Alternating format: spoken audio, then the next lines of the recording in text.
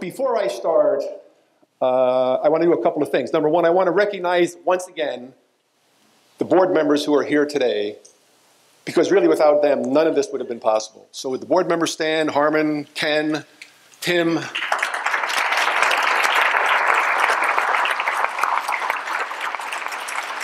Thank you. And then would all members of our leadership team please stand?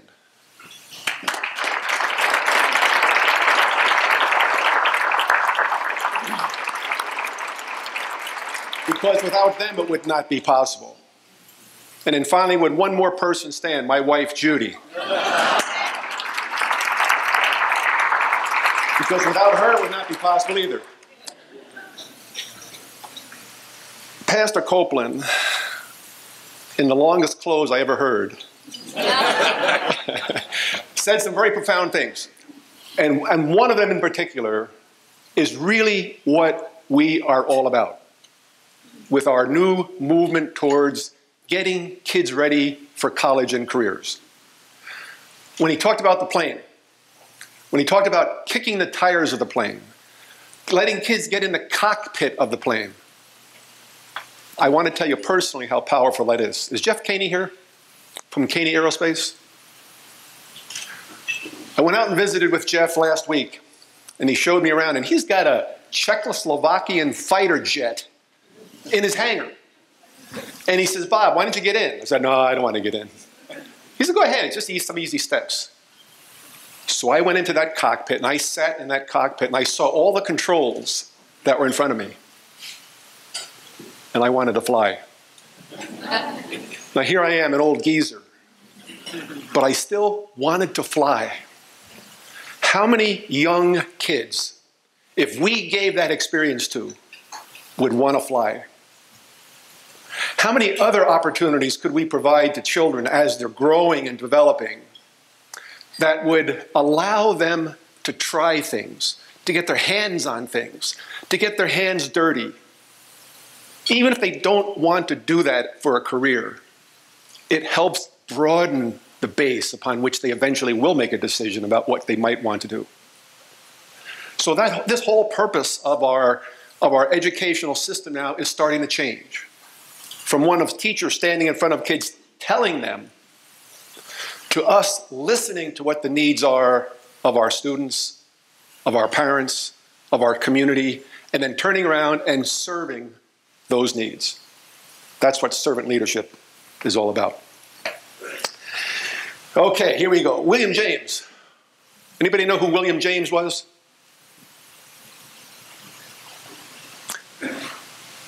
American philosopher. American philosopher. William James once said, "Dream no little dreams, for they have no ability to stir men's souls." Dream no little dreams, for they have no ability to stir men's souls. Another local leader advised me early on to go big, go fast, or go home. And going home isn't a nice place to be right now. The wisdom of these two men has shaped my whole approach to servant leadership during these past 18 months. We've executed on big dreams that have stirred souls throughout this great community. And we've gone big and fast, and home is now getting to be a better place to be. And it will continue to get even better when Ehren assumes his new role.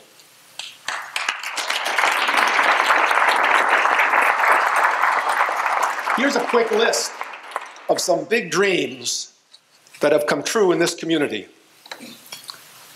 Our administrative headquarters migrated to the Amcor facility from the 100-year-old 201 South Madison location. People say schools need to operate more like businesses. Well, let me tell you, that's one business decision this school board has made early on. And more of their decisions are business-based decisions that make sense from a business standpoint. It may be foreign to educators, but from a business standpoint, it makes good sense. And this board has been a good steward of the district's and the community's resources. Another dream that we've done is to break down silos throughout our community based on the realization that we only can do this together. We can only solve the great problems that face society today by working together. So the city, the county, the park district, the school district, the not-for-profits, the businesses, the faith-based communities, the total community working together under the theme, Together We Can. Financially, our school district has achieved the State Board of Education's highest designation for fiscal solvency and stability. Again, being good stewards of the community's resources. We negotiated a 4-year collective bargaining agreement with our teacher association to provide stability over the next longer term. We built partnerships with higher education institutions and businesses throughout our community to the highest levels ever achieved, and they will even continue to grow. We gave taxpayers relief of close to $18 million by holding fast on a promise to give back the 58-cent kids win tax levy and not to take advantage of the cost of living escalator that we were entitled to. In addition, this community, in an expression of trust in this school board and in this leadership team, passed a $139 million referendum with no increase to taxpayers by replacing retiring debt with newly established referendum debt. Again, another sound business decision. What an economic stimulus to our community. $139 million worth of construction projects in a job-starved section of our economy, 30% unemployment in our trades industry. And we didn't wait for Springfield to do it. I'm glad Adam left. And we didn't wait for Washington to do it. We did it to ourselves. We did it for us.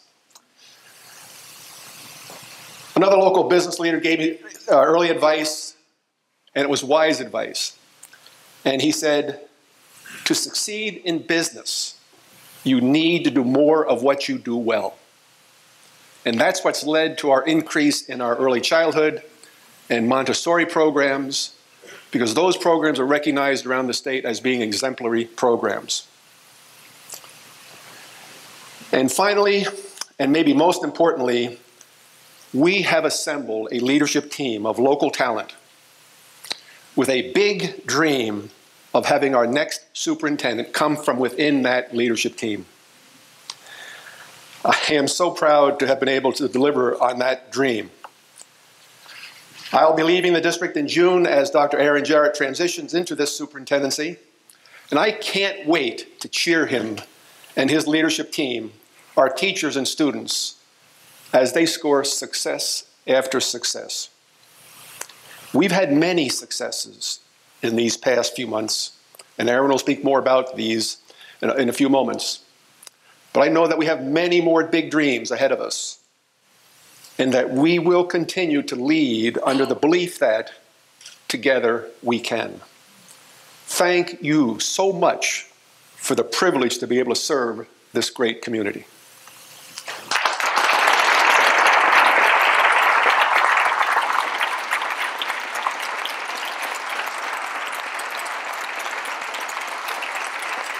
Thank you. Ladies and gentlemen, Dr. Ehren Jarrett.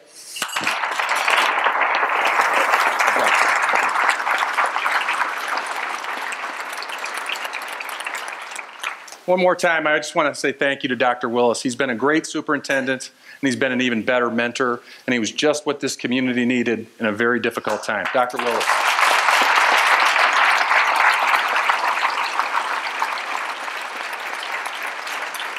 I want to thank Ehren for the opportunity and the chamber to be here. This is a wonderful event, and I'm really fortunate at this stage of my life I'm getting to do my dream job.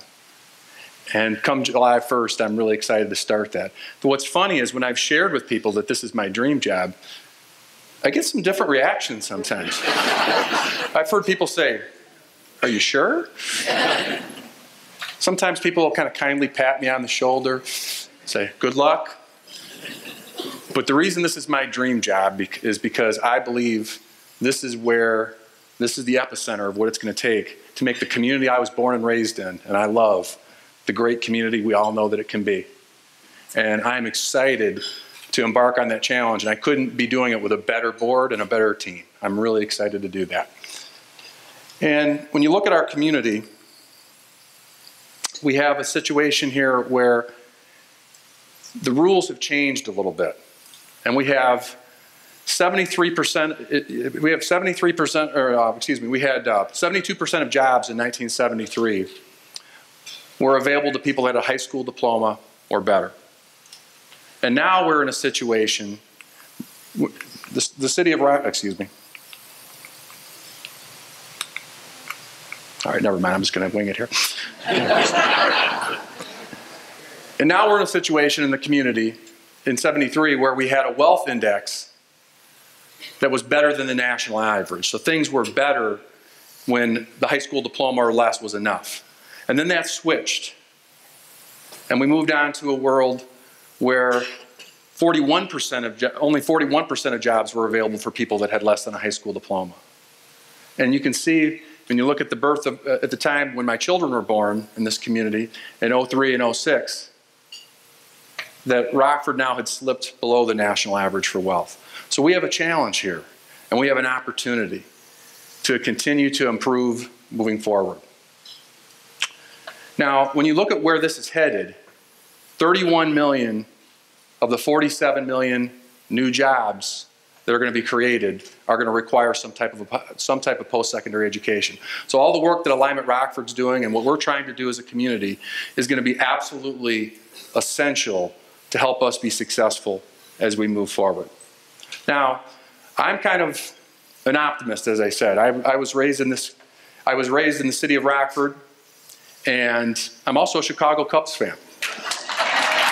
So I'm inherently an optimist. And one of the things I want us to get away from are two similar strategic initiatives that both of these organizations have followed too often. We aren't happy with the current results we're getting, so we look for the silver bullet, the quick fix. Right. Then we create a plan. We ignore the plan, and then we fire the manager or the superintendent. So what we're hoping to do is move past that model to a new model that we call the Readiness Rocks. Now, I have some exciting news today. This is really something I'm really proud of. This is groundbreaking news for us in Rockford. When I start on July 1st, we will be in the third year of a 5-year strategic plan.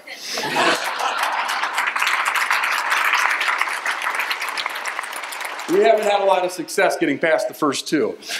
And we are really excited about the work that's starting to happen. So I'm going to share you with a little bit about where that vision is continuing to go.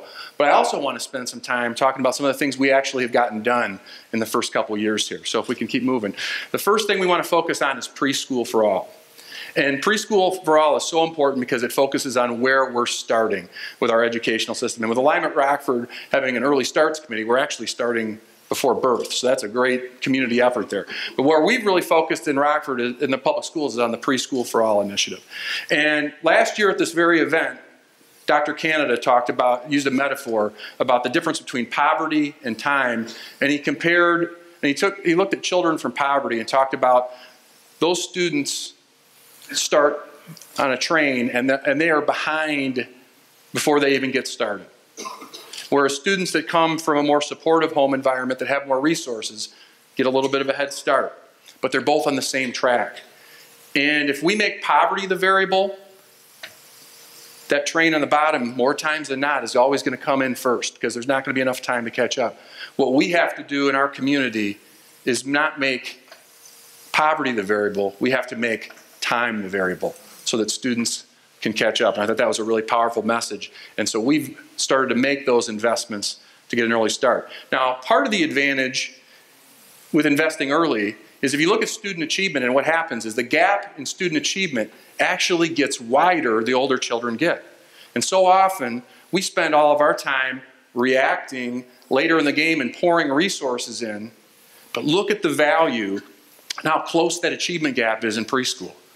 What would happen if we made this big investment early and got enough of our students a preschool experience and a great early childhood experience? What could we accomplish in terms of flattening that achievement gap right out of the gate?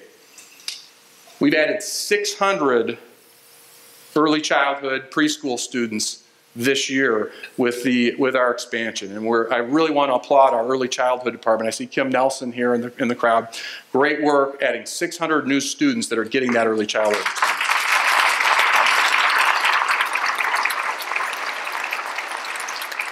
And that amounts to over 2,500 students that are now getting an early childhood experience. That's not enough. We want to have every child in our community, whether it's public schools or private schools, we want all of them to get an early childhood experience. So our next big initiative that I really am appreciative that the work our board has done in making this investment is the idea of 7 periods for success. And this is kind of a simple concept. It's the idea that if we take our most treasured resource, our students, and give them more time with our most valuable assets, our teachers, I believe good things are going to happen if we do that. And so that's what 7 periods to success is all about. It's about lengthening our high school and our middle school day, which our board made a significant investment, over $6 million in last year's budget, to make that happen for this year. So what does that equate to? It equates to over 8,000 more minutes of instruction, which sounds like a lot, but what does that really mean?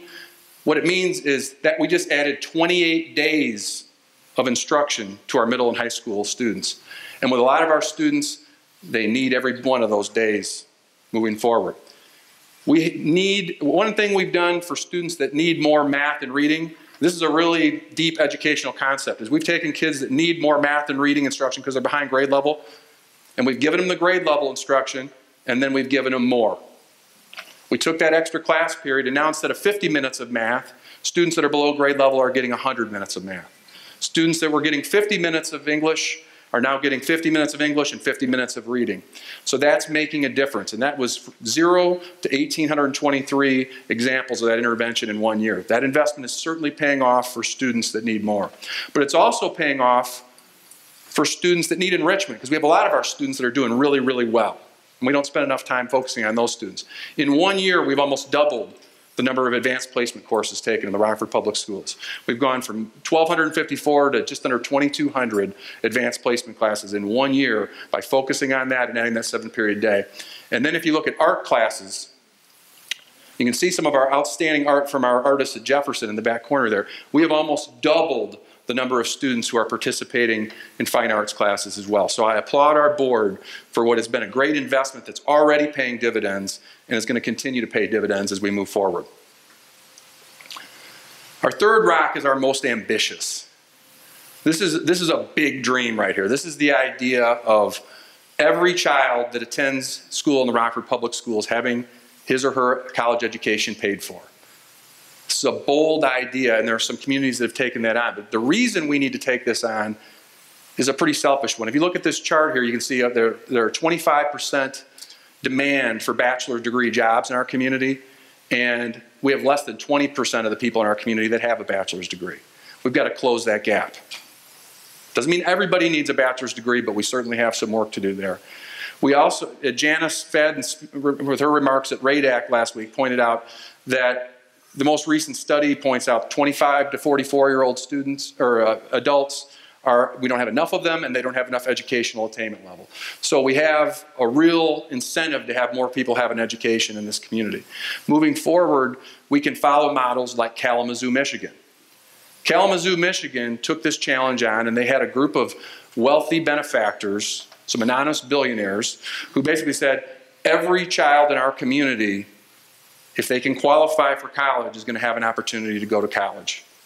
And a number of communities have followed suit. Now, they haven't maybe found the same level of support, but even in Peoria right now, through a really powerful corporate partnership, Community college is free for all students. So there are a number of models out there that we can follow right away.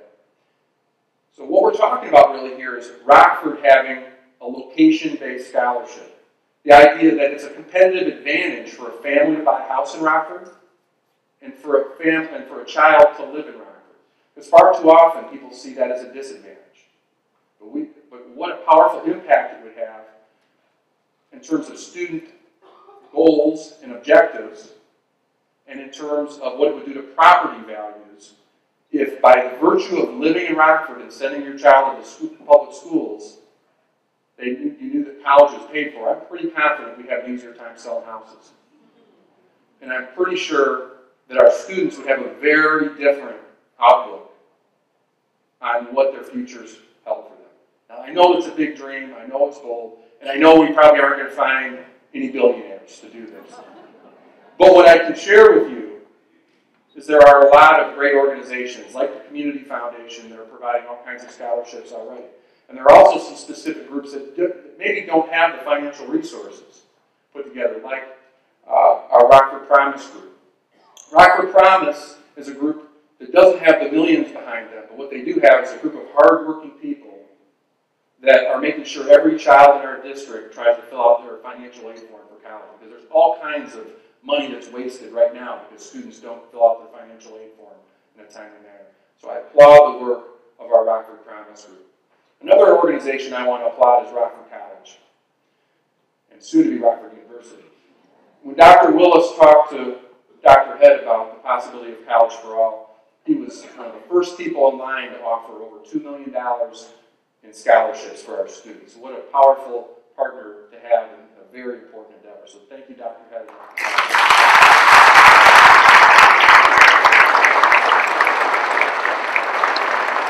I also want to highlight Rock Valley College. We have two very important partnerships that are moving towards these ends as well. We have our Engineering Running Start program, where 13 students have already started down the pathway of getting an engineering degree while they're still in high school. We also have Rock Valley working diligently with our community to create a career college for students that are anxious to get high-quality career training and career certification while they are still in high school. And I'm confident with Dr. Becker and his team, that vision will become a reality very soon. Look forward to working with them. And finally,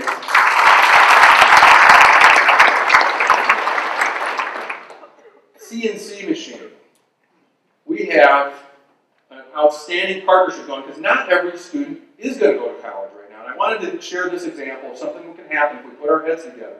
I heard really quickly when I got on the job here that there were over 200 high-skilled jobs that were going unfilled every year. And so we had an opportunity to work with the Century Club, who donated over $30,000 for this project, Rock Valley College, and Dave Morgan and his group at TechWorks. And we put together a 120-hour training program for 9 seniors from the Rockford Public Schools last year. And 6 of those 9 seniors are already employed and working in high-skill, high-paying jobs right now. So I applaud the work of those folks.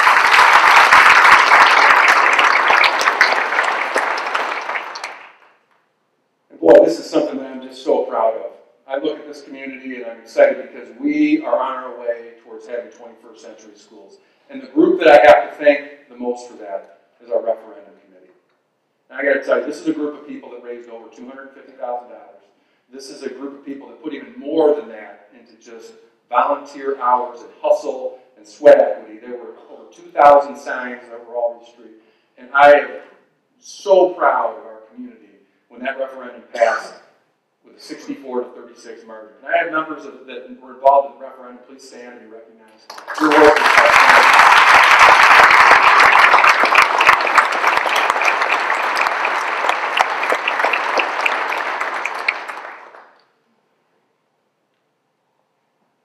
Look at our 21st century schools, I think of a really simple metaphor. I think of a 3-legged stool. One leg was we had to convince people that there was a need. And there was a group that did an amazing job over the last 7+ years of convincing us that the schools we had weren't good enough. And that's the folks from Heartland and ShareFest. That became a community-wide effort to say that the condition of our schools isn't acceptable. And I really believe part of the success of our referendum goes back to the awareness that that group created. So I appreciate everyone who's grabbed a paintbrush or hustled to help get our schools fixed up. The second leg of that stool, we had to have the right economic opportunity. Dr. Willis touched on that. With high unemployment in the trades and with low interest rates and a once-in-a-lifetime opportunity with debt falling off, we did have the opportunity to do this in an affordable way. But now our challenge is the third leg of that stool. We really haven't completely defined what 21st century learning really needs to look like in this community. We need to create schools that leapfrog over the schools we were supposed to have in the 20th century and get to the schools our kids need now for the 21st century.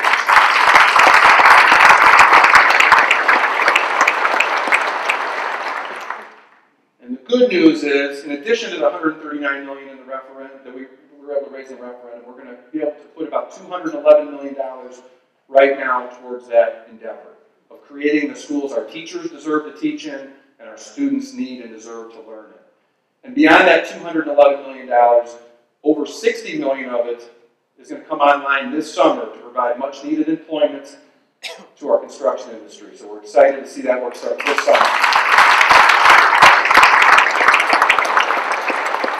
The last number I'm going to show you this is a stretch goal. This is an aspirational number. I'm going to be really clear about that. $10 million is how much we want to budget every year to make sure we don't ever end up in this situation again as a community. It's a goal. We want to not be in a situation where we ignore our capital budget year after year after year and then have to scramble and catch up for the next 25 years.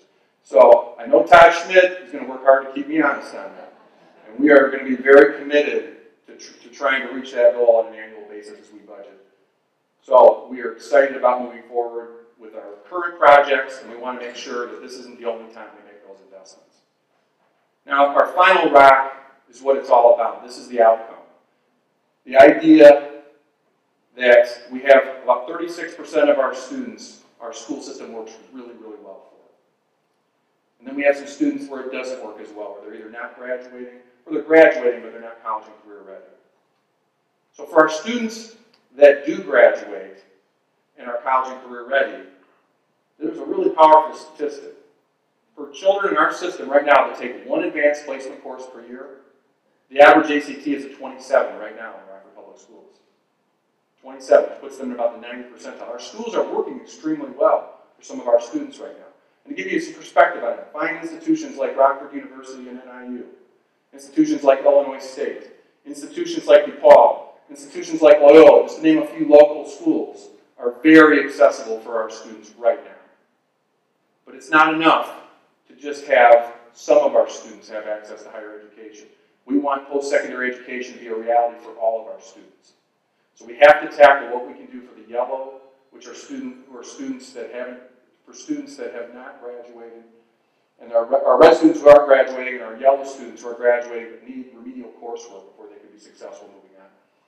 And what we've done is we partnered with Alignment Rockford to redesign our high schools from this traditional structure where you have up to 2,000 students in one big building to a newer model that are going to be the college and career academies of Rockford. And we're excited to unveil our first example of that with the Freshman Academy at Jefferson this year, soon to be followed by a school-wide implementation with Don Rundle and his team at Jefferson next year. Can't wait to see that happen. Every high school is going to have a Freshman Academy and 4 smaller learning communities that are based on student interest. Auburn is actually going to have a Freshman Academy and 6 because they're going to have the district magnet programs at Capital and Gifted that will be smaller learning communities in those schools as well. So high school redesign is a big part of what we're trying to do.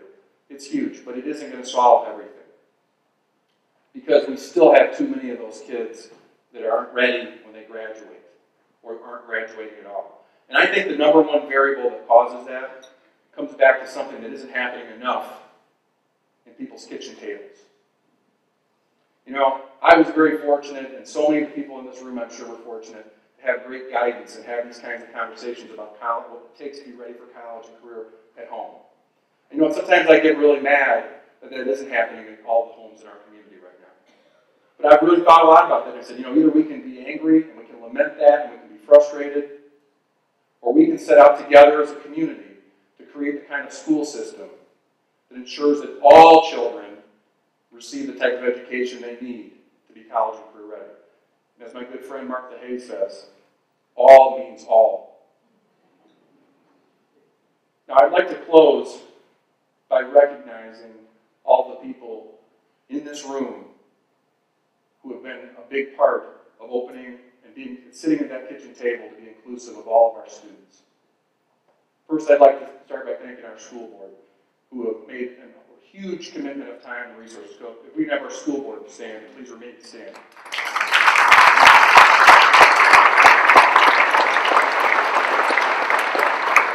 Now I'd like, while the board stands, I'd like to add everybody from Alignment Rockford that's here in the crowd and the contribution that you've made. So if you've been part of Alignment Rockford anyway, please stand.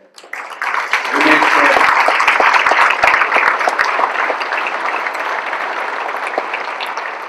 For anybody that served on the referendum committee, or gave or donated the referendum, or put a yard sign on, please stand.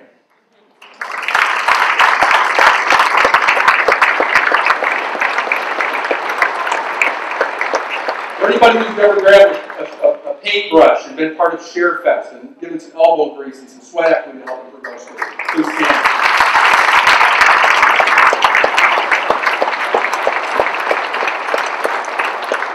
For anybody who's read to a child, or adopted a school, or donated, you please stand and join us.